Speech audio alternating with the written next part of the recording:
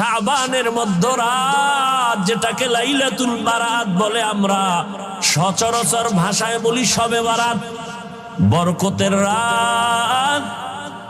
অনেক গুনাহগারের মাফ করার ওয়াদা আল্লাহ করেছেন।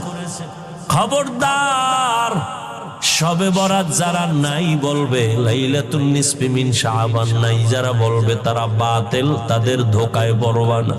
এই যে এখন শাবান মাস চলে রে বাবা, সামনে রমজান আসতেছে।